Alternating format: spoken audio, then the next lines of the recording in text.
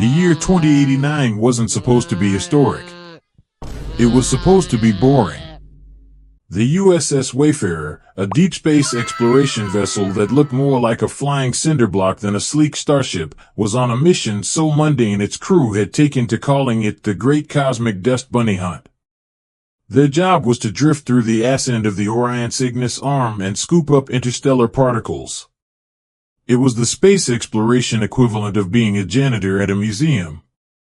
On the bridge, Captain Eva Rostova stared at the main view screen, which displayed a magnificent, but utterly unchanged, nebula.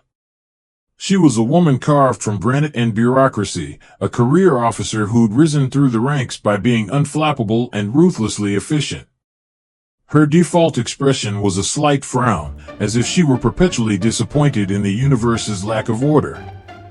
"Status report, Jax," she said, her voice a low, even monotone. "Don't tell me." "More dust." From the engineering comm channel came a voice that was pure, unfiltered New Jersey sass. "You got it, Cap. The spectrum analysis on this particular cloud is, wait for it, gray. A slightly different shade of gray than the last one. I've nicknamed it 50 Shades of Who Gives a Crap. Over." That was Jax Carter, the chief engineer. She could rebuild a fusion reactor with a paperclip and a roll of duct tape, but had little patience for the scientific side of their mission. Suddenly, the ship groaned. A deep, metallic shudder ran through the deck plates, vibrating up through Eva's boots and into her teeth. Alarms, designed to be annoying rather than informative, began to blare. What the hell was that? Eva barked, her coffee sloshing onto her console. "Mitchell, report. Did you fly us into a space pothole again?" The pilot's voice came back, laced with the kind of cocky charm that usually got him into trouble. "Negative, Captain. I'm just along for the ride. It's like we hit a cosmic speed bump. Hey, maybe we just discovered the universe's largest, invisible roadkill." "Awesome." That was Mike Maverick Mitchell, a pilot who treated the Wayfarer like an X-Wing from an old movie and his captain like she was his long-suffering wingman.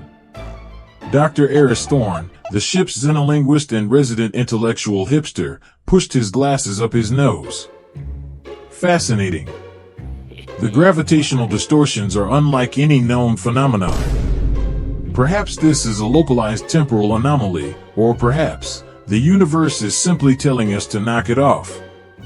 Another, far more violent jolt threw them all against their restraints. A sound like 1,000 car crashes compacted into a single second ripped through the ship.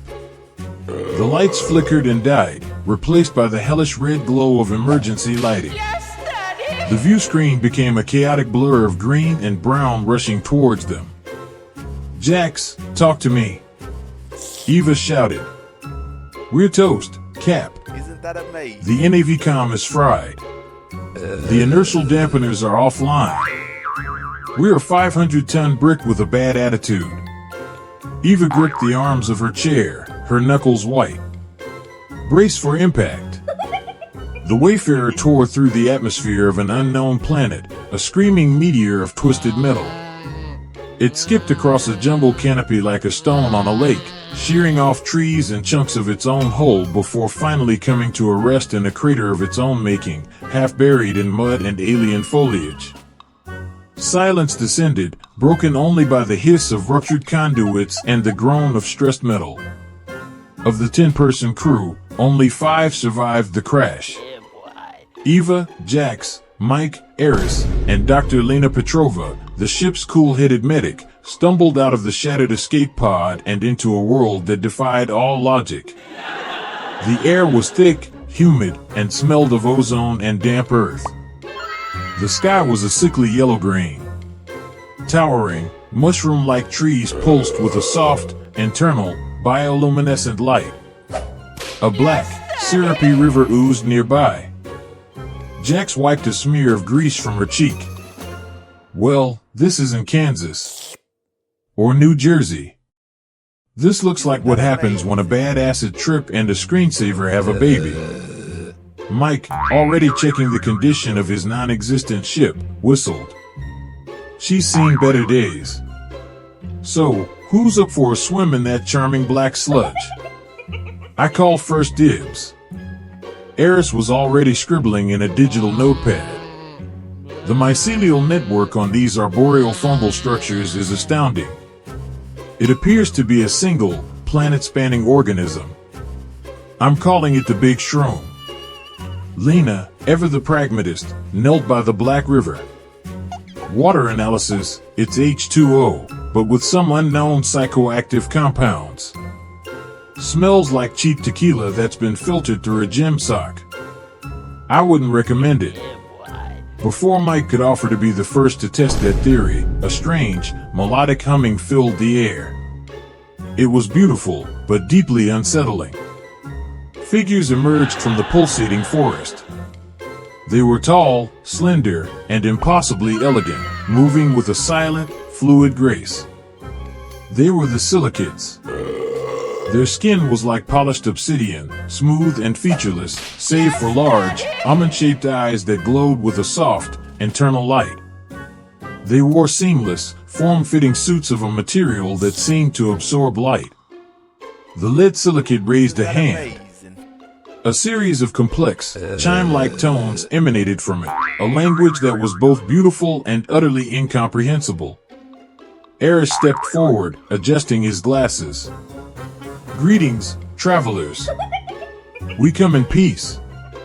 I am Dr. Eris Thorne, and this is the USS, well, what's left of it. The silicate tilted its head, a gesture so perfectly mimicked it was almost insulting. Another chime sounded. Jack scoffed. Great. We're being lectured by a doorbell. Eva held up a hand. Easy, everyone. She looked at the Silicates. They were watching them with an unnerving, placid curiosity. Like a biologist observing insects. We're not friends, she said, her voice low. We're specimens. As if on cue, small, chrome drones zipped out from behind the Silicates. They hovered around the human crew, and then with a soft hiss, released a cloud of glittering, sweet-smelling gas. Eva's last conscious thought was, asterisk, so this is how it ends. Not with a bang, but with a glitter bomb, asterisk. Eva Rostova awoke with a splitting headache. The first thing she saw was a soft, pulsating, golden light.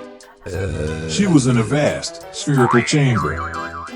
The walls, floor, and ceiling were made of a translucent, energy-like material that hummed with a low, resonant frequency. There were no doors, no seams, no corners. They were in a beautiful, inescapable cage. Her crew was scattered around her. Mike was muttering something about ejector seats, Jax was trying to kick one of the glowing walls, and Eris was lying face down, attempting to have a conversation with the floor. Lena was already awake, holding a cup of the same black, syrupy liquid from the river. They gave it to us, Lena said, her voice a low whisper. It's all they've provided. My scanner says it's complex. Eva took the cup. It smelled like tequila and regret. She looked at Lena, whose eyes were sharp and clear, despite their ordeal. Eva gave a tiny, almost imperceptible nod, took the smallest of sips to wet her lips, and passed the cup to Mike, who snatched it eagerly. Woo! Breakfast of champions, he yelled, and downed the entire cup. Jax finally gave up on kicking the wall and slumped to the floor. Oh, fantastic. We're in a giant hamster ball for aliens. I hope they give us one of those little water bottles. This stuff tastes like battery acid. The Silicates appeared outside the glowing sphere, observing them with their impassive, glowing eyes. A moment later, small, gray, gelatinous cubes materialized in the center of the room. Mike poked one. Dude. It's like Jell-O made from sand. He took a bite and his face contorted in disgust. Nope. It's Jell-O made from disappointment and lies. And then, the madness began. Mike, fueled by a full cup of the black water, was the first to go. He leaped to his feet, a wild look in his eyes. I can fly. I'm Superman. Woo. He proceeded to run around the cage, arms outstretched, making whooshing noises. Jax, who had also partaken, pointed a shaking finger at one of the Silicates. Hey! You! With the shiny face. You got a problem? You look like you were designed in a boardroom by people who hate fun. Your whole species is a downgrade. Lena curled into a fetal position on the floor, sobbing. I never finished binge-watching that last season of Galactic Bake Off. I'll never know who won the Great Pastry Nebula Challenge. Eris sat cross-legged, staring intently at a silicate guard. He began making a series of clicking and popping sounds with his mouth. Click-clacked. I am speaking your language now, O silent ones. I am the wind. I am a cosmic burrito. The Silicates watched, their heads tilting in perfect, unnerving unison. They seemed fascinated. Like scientists studying the erratic behavior of a new, unpredictable species. Only Eva remained still. She sat in a corner, having barely tasted the water. She watched her crew, a picture of chaotic despair. She watched Mike try to teach a silicate how to do the moonwalk. She watched Jax attempt to fix the cage wall by hitting it with her shoe. She watched Eris deliver a passionate, if nonsensical, lecture on the philosophical merits of cat videos. And she thought, Asterisk, this is it. This is our only chance. They see us as irrational, emotional, chaotic. Weak. They're underestimating us. We have to lean into it. We have to be the craziest, most unpredictable, most harmless creatures they have ever seen, asterisk. A soft, almost inaudible chime echoed from the Silicates. Their internal communication. Silicate Observer 1, the psychoactive agent is performing within expected parameters. Their higher cognitive functions are severely impaired. They are operating on pure, primal instinct. Silicate Guard 1, their behavior is illogical, but not threatening. It is merely chaotic noise. Silicate Prime, excellent. Continue observation. Document every emotional outburst. This species, humanity, is far more pliable than we projected. The pacification of their home world will be effortless. The following days were a masterclass in absurdity. The crew became the universe's most dysfunctional improv troupe. They staged elaborate arguments about whether a hot dog was a sandwich. They performed dramatic, tear-filled reenactments of old Earth commercials.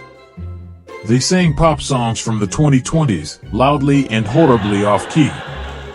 The Silicates were riveted. Their data logs filled with entries on human mating dances, performed for inanimate objects, ritualistic consumption of nutrient paste, accompanied by weeping, and auditory hallucinations, characterized by terrible pop music. But beneath the surface of the madness, a plan was forming. Mike's drunken stumbles became a methodical survey of the cage's structure. He accidentally fell into every wall, noting which ones hummed with a different frequency, which ones felt warmer. He was mapping the cage's energy fields. Jax's loud, profanity-laden arguments with the walls were a cover for her to use her hidden multi-tool scanner. She'd press it against the glowing surface while screaming, "Why won't you work, you stupid, shiny wall? Are you even plugged in?" all while analyzing the energy flow and searching for a power source. Lena's panic attacks and fits of depression were perfectly timed distractions. As she'd writhe on the floor, moaning about the fate of fictional characters, the Silicates would focus their attention on her, allowing the others a few precious seconds of unobserved activity. Eris sat for hours, babbling nonsense at the guards. But he wasn't just babbling. He was listening. He was a linguistic sponge, soaking up the complex tonal language of the Silicates. He began to recognize patterns, repeated phrases. He learned they called themselves the Silicate Collective, and this planet was designated Crush Prime. And Eva, from her quiet corner, directed the entire circus. A subtle nod, a raised eyebrow, a cough, these were her cues. She was the puppet master, and her crew were her chaotic, brilliant puppets. One day, Eris's performance got a reaction. He was in the middle of a particularly passionate lecture on the existential dread of a lost sock when a silicate guard responded with a soft, questioning chime. "What is sock?" Eris, feigning a moment of lucidity amidst his madness, replied with the first silicate words he had truly understood. "I am. Eris. We are humans." The guard tilted its head, a gesture that was no longer just mimicry, but genuine confusion. Another guard floated closer. Silicate Guard 1, it comprehends. It responds. The agent should have suppressed such cognitive functions. Silicate Scientist 1, an unforeseen variable. Or a deception. Observe with increased scrutiny. The game had become more dangerous. But they had also gained a foothold. A line of communication. They were eventually moved from the cage to a larger, underground city. Everything was made of the same smooth, glowing material. They were given more freedom, but were under constant, silent surveillance by the floating silicate guards. They found themselves in a large, silent cafeteria where other silicates sat, consuming their gray nutrient cubes in perfect, unnerving silence. Mike, of course, had to break the silence. He sauntered up to a table of silicates, leaned in, and said, "Hey, Slick. You guys ever smile? Or is your face just stuck in perpetual disappointment mode?" Jax was right behind him. "And what's with the outfits? You all look like you're going to a really boring futuristic funeral. Didn't they get the memo about individuality? It's kind of a big deal back home." The other silicates in the cafeteria turned their glowing eyes towards the humans. The air grew thick with a tension that was almost palpable. They didn't understand the words, but they understood the intent. The mockery. The disrespect. Silicate Citizen 1, these creatures are disruptive. Their emotional noise is grating. Silicate Citizen 2, they are a contagion of chaos. They should be sterilized. Silicate Prime, no. They are a perfect control group. Their inherent instability demonstrates the superiority of our collective consciousness. They are a living argument for our way of life. Observe, and learn how not to be. Meanwhile, Eris was having a breakthrough. He was listening in on conversations the silicates thought were beyond his perception. He was piecing together their language, and what he was hearing turned his blood to ice. Isn't that amazing? It was a conversation between two high-ranking silicates, their chimes slow and deliberate. The assimilation of Earth is proceeding as scheduled. The initial phase of cultural and informational subversion is complete. The biological samples we acquired confirm their emotional fragility. And the specimens from the vessel, the Wayfarer, they are amusing, but irrelevant. Their chaotic behavior only serves to reinforce our findings. Their species is too fractured, too individualistic, to mount a unified defense. When the harvest fleet arrives in their system, their society will collapse from within. Eris scrambled back to the others, his face pale. He disguised his panic as part of his act, stumbling and giggling. "I'm a pretty princess. The walls are made of cheese." When he reached them, he frantically whispered the translated conversation to Eva. Eva's face became a mask of cold fury. The stakes had just been raised from survival to saving the entire goddamn planet. "All right, people," she said, her voice a low, dangerous whisper. "The show's over. Now we go to work." The crew knew they were on a timer. The Silicates weren't just studying them, they were a prelude to an invasion. They were a footnote in a much larger, more terrifying story. But they were a footnote that could rewrite the ending. Their tactics became sharper, more focused. The madness was now a precision instrument. Mike's clumsiness evolved into a systematic exploration of the alien city. He'd trip and fall into maintenance shafts, getting a look at the city's infrastructure.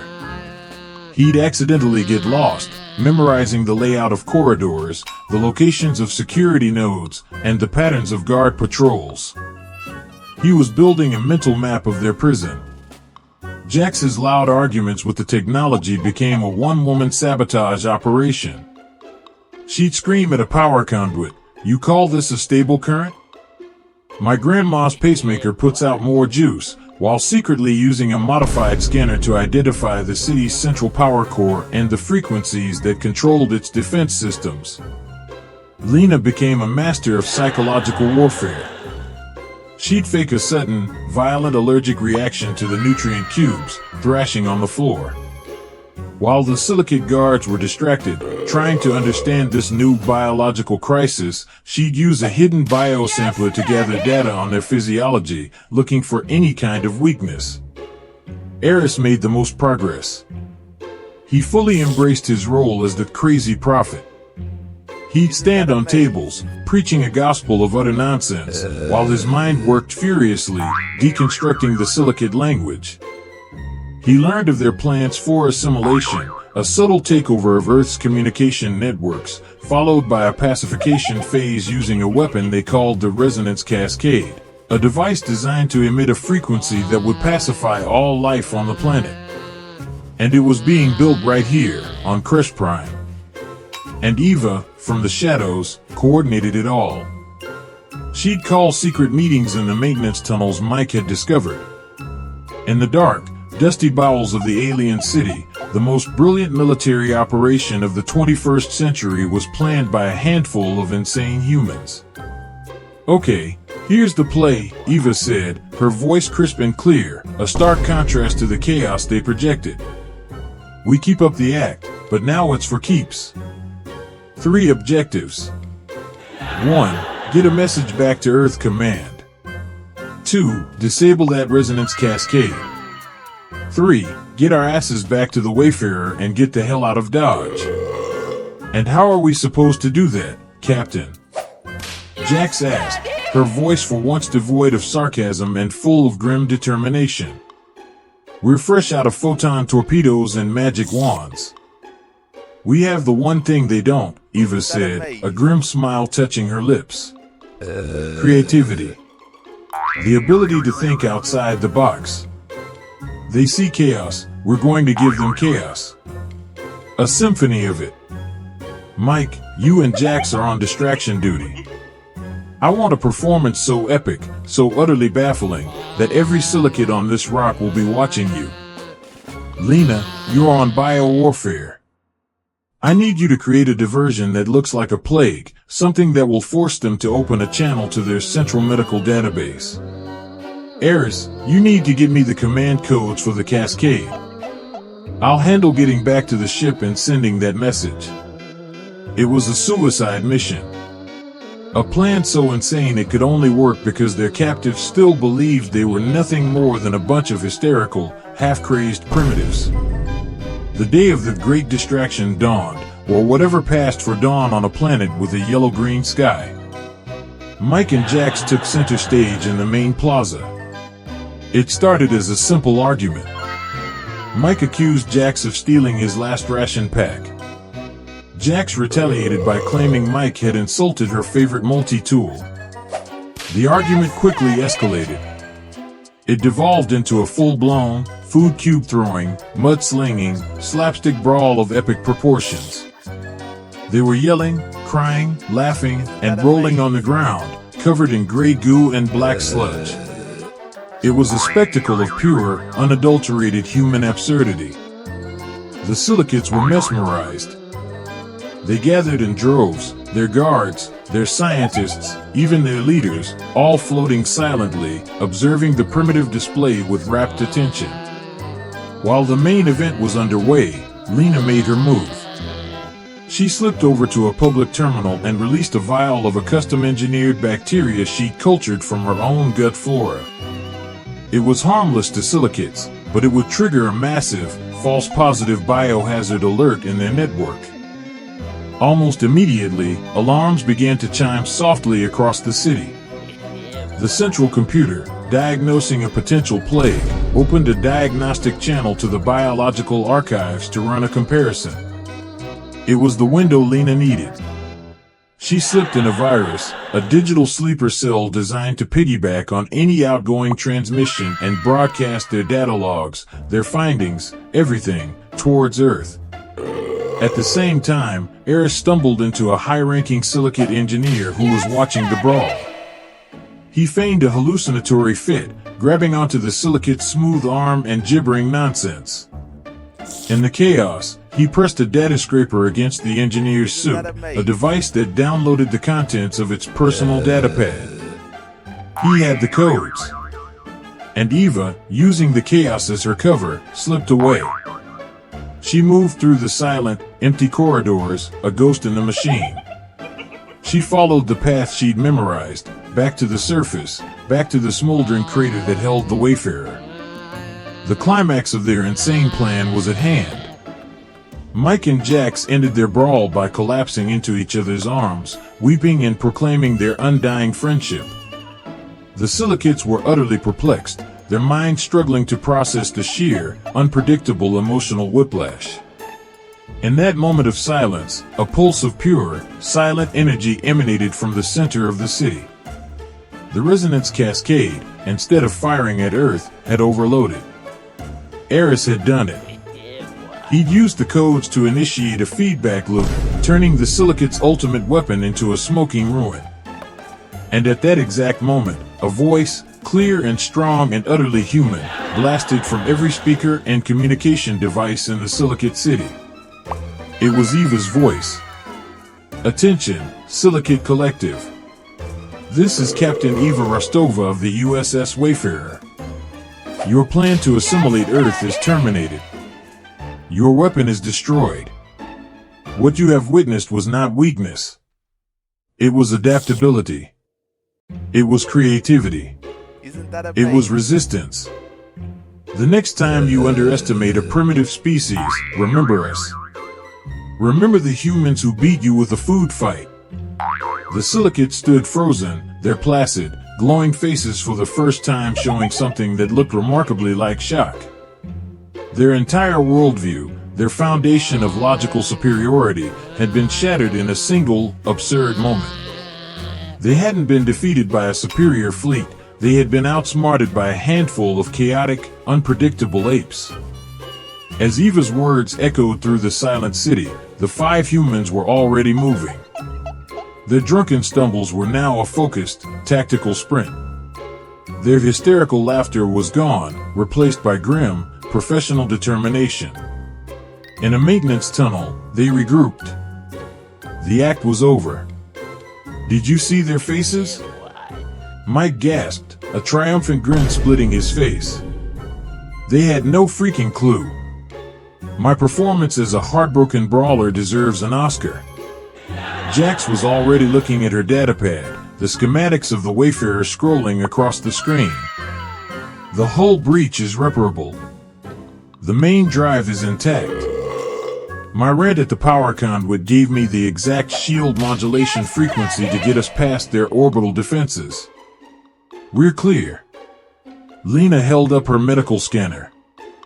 The virus is active. It's broadcasting our logs, our data, everything we learned about them, on a tight beam, encrypted frequency towards Earth space. Command will know what's coming. Eris was pulling up a star chart. And I got the coordinates for their harvest fleet from the engineer's datapad. They're 2 months out. Earth has time. Eva looked at her team. The chaos, the madness, the absurdity, it had all been an act. A perfectly executed, high-stakes performance. Every stumble, every insane rant, every food cube throwing tantrum had been a calculated move in a game the Silicates didn't even know they were playing. The hangover from the black water was real, but they had weaponized its effects, amplifying them to create the ultimate smokescreen, the aliens' own arrogance. They reached the Wayfarer. The ship was a wreck, but the emergency communication beacon was intact. With Jax's help, Eva bypassed the damaged systems and powered it up. She sent a short, desperate, but clear message to Earth Command. Silicate Collective. Invasion.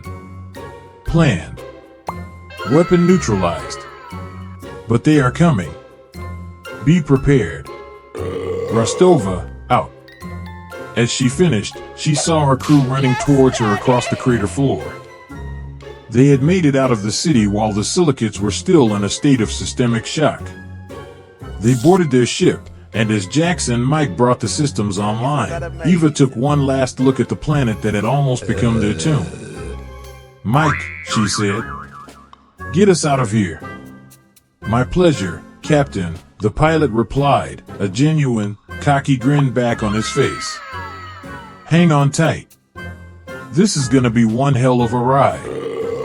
The USS Wayfarer, scarred and battered but whole, lifted off with a roar, leaving the atmosphere of Crush Prime and setting a course for home.